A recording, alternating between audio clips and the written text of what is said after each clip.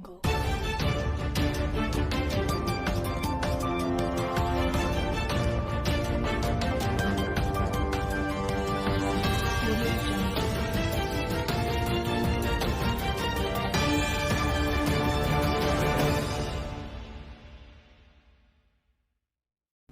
नमस्कार, मैं पंडित सुनील भारद्वाज दुबे आपका अपने YouTube चैनल आओ ज्योतिष सीखे में हार्दिक स्वागत तथा अभिनंदन करता हूं।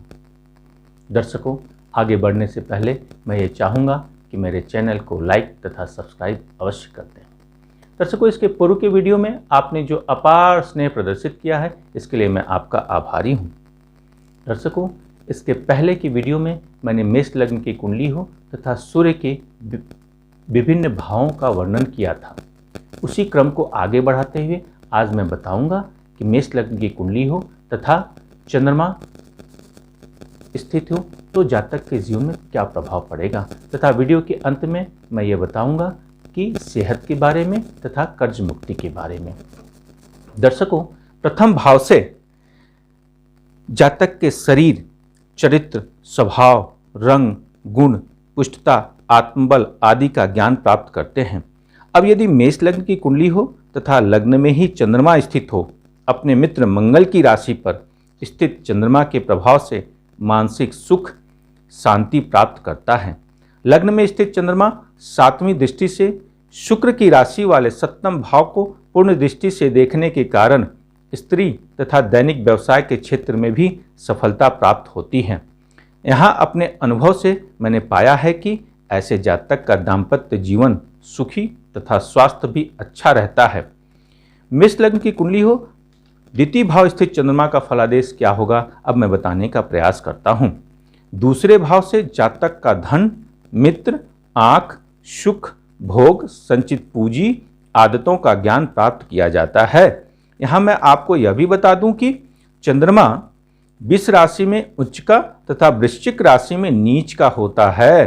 द्वितीय भाव स्थित चंद्रमा उच्च का है, अर्थात दूसरे भाव में सामान्य मित्र शुक्र की राशि पर स्थित उच्च के प्रभाव से जातक धनी होता है, उसे पारिवारिक सुख भी प्राप्त होता है तथा माता के पक्ष से थोड़ा कष्ट देखा गया है।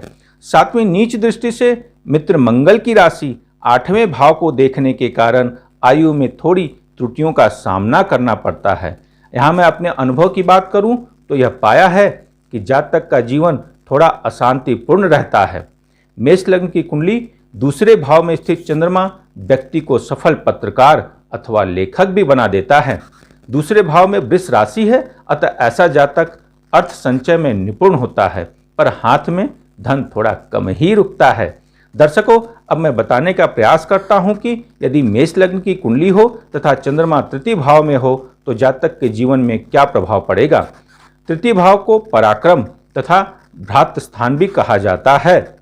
जिस जातक के तृतीय भाव में चंद्रमा स्थित हो वह भाग्यशाली होता है, समाज में उसका सम्मान रहता है एवं जातक का पारिवारिक जीवन सुखी होता है। यहाँ मित्र बुध की राशि पर स्थित चंद्रमा के कारण जातक को पराक्रम बढ़ता है तथा उसे भाई बहनों का यथेष्ट सुख प्राप्त होता है। चंद्रमा चौथे घर का स्वामी होने के कारण जातक को भूमि, वाहन का सुख भी प्राप्त होता है। 7वीं पूर्ण दृष्टि से गुरु की राशि 9वें भाव को देखने के कारण जातक उदार, विद्वान तथा भाग्यवान होता है।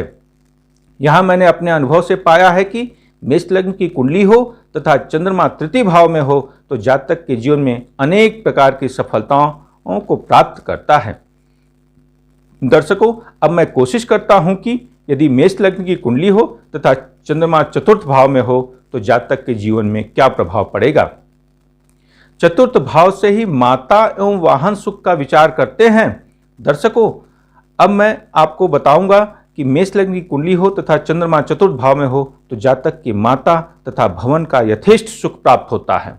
यहाँ मैंने अपने अनुभव से पाया है कि जातक को मनोरंजन का साधन भी मिलता रहता है। चतुर्थ भाव से चंद्रमा 7वीं पूर्ण दृष्टि से शत्रु शनि की राशि वाले 10वें भाव को देखने के कारण पिता से थोड़ी अनबन रहती है। ऐसा जातक हर तरह से संपन्न होते हुए भी सम्मानित नहीं हो पाता है। चौथे भाव में चंद्रमा की स्थिति जातक को भावुक और परोपकारी बनाता है। ऐसा जातक हर समय हंसमुख बना रहता है। यहाँ यदि मैं अपने अनुभव की बात करूं तो जीवन को गति देने में स्त्री का विशेष योगदान होता है। दर्शकों, आज मेरे पास कटक से ईमेल के माध्यम से सुनीता मिश्रा ने पूछा है कि पंडित जी, मेरा विवाह कब होगा। सुनीता जी, आपने जो अपना डिटेल प्रदान किया है उस आधार पर मैं बताना चाहूंगा कि इस समय गुरु की दशा चल रही है और गुरु की अंतर्दशा में केतु की अंतर्दशा है जो कि 27/3/2025 तक चलेगी। उसके बाद शुक्र की अंतर्दशा प्रारंभ होगी। मेरा विश्वास मानिए, 2025 के बाद, मार्च 2025 के बाद शुक्र की अंतर्दशा जब प्रारंभ होगी तो आपका विवाह अवश्य हो जाएगा। अब मैं आपको यहां बता दूं कि आपकी कुंडली की डिटेल आपको फ़ोन के माध्यम से बता दी जाएगी तथा प्रिंटेड कुंडली आपको आपके दिए गए पते पे मैं भिजवा दूंगा।